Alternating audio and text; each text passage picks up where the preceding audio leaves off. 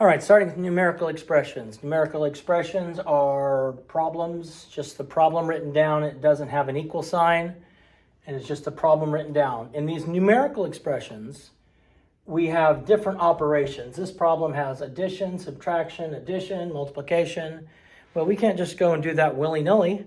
We can't just make up and decide what we're going to do. No. There's a specific order in which we have to do things. We always have to start with our grouping symbols. In this problem, we have the grouping symbols of parentheses. So we're going to do these parts first, the parentheses first. Then we multiply and divide from left to right, and we add and subtract from left to right. That's one step. So if division comes before multiplication in the problem, you do that first. If subtraction comes before addition in the problem, you do that first. So you're moving from left to right. So let's look at this problem here. Our grouping symbols, we have 23 plus 4. Find the sum of 23 and 4. So we have 27. Now I always do one step at a time.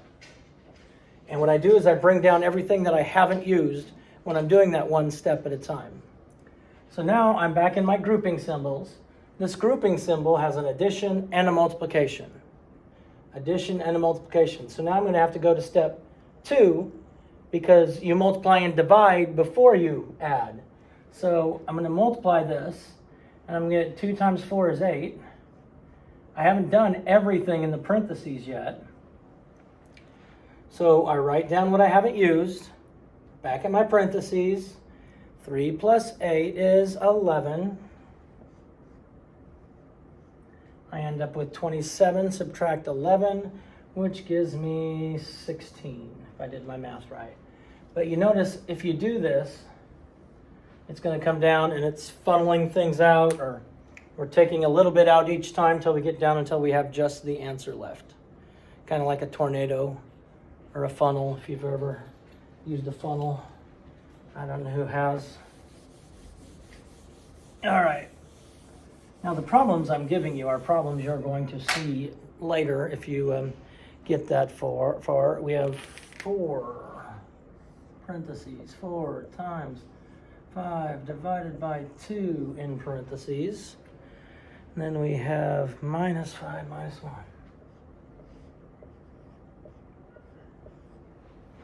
All right, again, we have grouping symbols.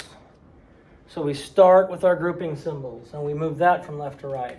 So inside this grouping symbol, inside these parentheses, I have a multiplication and a division. Well, that's the same step. Multiplication and division are the same step. So since it's the same, I work them from left to right, and I end up with 5 times 4 is 20, divided by 2, still in the parentheses, minus 5 minus 1. Okay, parentheses from left to right. 20 divided by 2 is 10, minus 5 minus 1 is 4, and my answer choice should go down and be 6. Should be 6. You will see these problems again. I'll make this a short video and then I'll do some more. Thank you. Subscribe. Tell your friends to subscribe. Love y'all.